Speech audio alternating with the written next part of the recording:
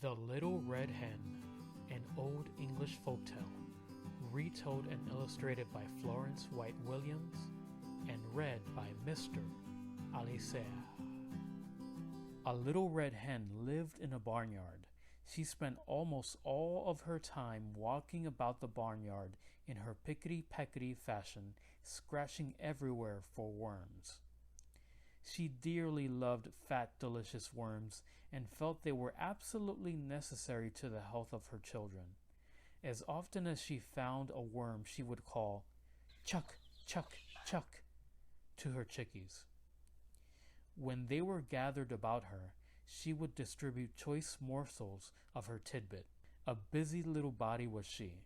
A cat usually napped lazily in the barn door, not even bothering herself to scare the rat who ran here and there as he pleased. And as for the pig who lived in the sty, he did not care what happened so long as he could eat and grow fat. One day, the little red hen found a seed. It was a wheat seed, but the little red hen was so accustomed to bugs and worms that she supposed this to be some new and perhaps very delicious kind of meat. She bit it gently and found that it resembled a worm in no way whatsoever as to taste, although, because it was long and slender, a little red hen might easily be fooled by its appearance. Carrying it about, she made many inquiries as to what it might be. She found it was a wheat seed, and that if planted it would grow up, and when ripe it could be made into flour and then into bread. When she discovered that, she knew it ought to be planted. She was so busy hunting food for herself and her family that naturally she thought she ought not take time to plant it. So she thought of the pig, upon whom time must hang heavily, and of the cat, who had nothing to do, and of the great fat rat with his idle hours, and she called loudly, "Who will plant the seed?" But the pig said, "Not I." And the cat said, "Not I." And the rat said, "Not I." "Well then," said the little red hen, "I will." And she did. Then she went on with her daily duties through the long summer days, scratching for worms and feeding her chicks, while the pig grew fat, and the cat grew fat, and the rat grew fat, and the wheat grew tall and ready for harvest. So one day the little red hen chanced to notice how large the wheat was and that the grain was ripe, so she ran about calling briskly, "Who will cut the wheat?" The pig said, "Not I." The cat said, "Not I." And the rat said, "Not I." "Well then," said the little red hen, "I will." And she did. She got the sickle from among the farmer's tools in the barn and proceeded to cut off all of the big plant of wheat. On the ground lay the nicely cut wheat, ready to be gathered and threshed, but the newest and yellowest and downiest of Mrs. Hen's chicks set up a peep, peep, peeping in their most vigorous fashion, proclaiming to the world at large, but most particularly to their mother, that she was neglecting them. Poor little red hen! She felt quite bewildered and hardly knew where to turn. Her attention was sorely divided between her duty to her children and her duty to the wheat, for which she felt responsible. So again, in a very hopeful tone, she called out, "Who will thresh the wheat?" But the pig, with a grunt, said, "Not I." And the cat, with a meow, said, "Not I." And the rat, with a squeak, said, "Not I." So the little red hen, looking, it must be admitted, rather discouraged, said, "Well, I will then." And she did. Of course, she had to feed her babies first, though, and when she had gotten them all to sleep for their afternoon nap, she went out and threshed the wheat. Then she called out, "Who will carry the wheat to the mill to be ground?"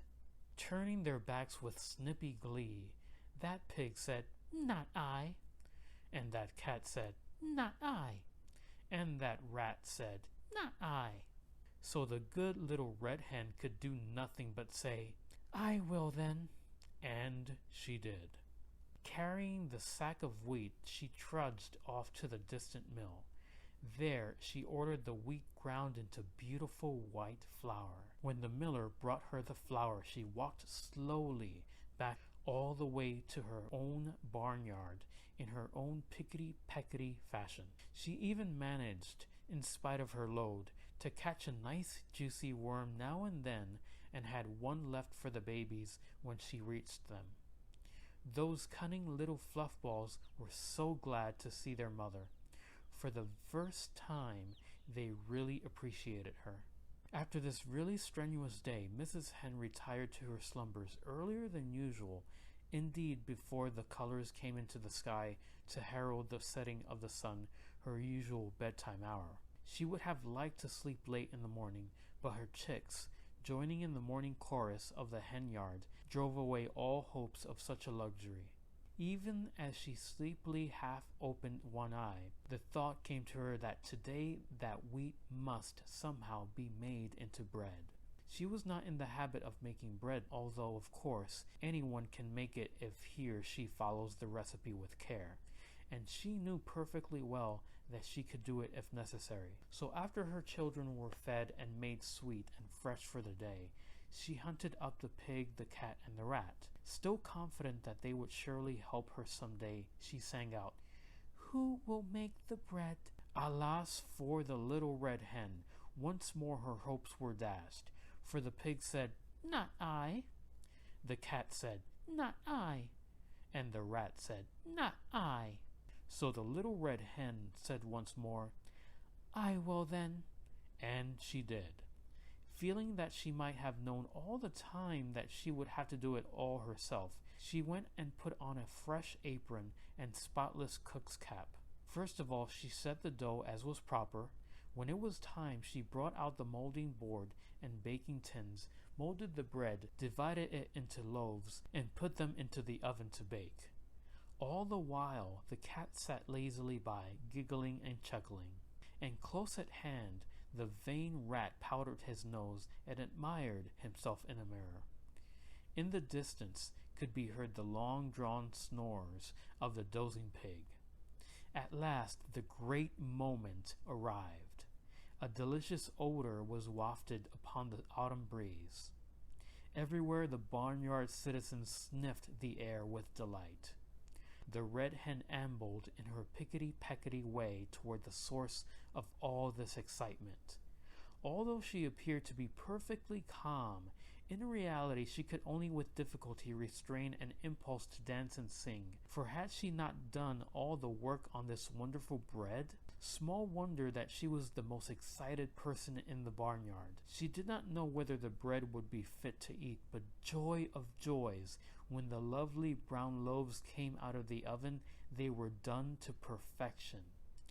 Then, probably because she had acquired the habit, the red hen called, "Who will eat the bread?" All the animals in the barnyard were watching hungrily and smacking their lips in anticipation, and the pig said, "I will." The cat said, "I will." The rat said, "I will." But the little red hen said, "No, you won't. I will." And she did.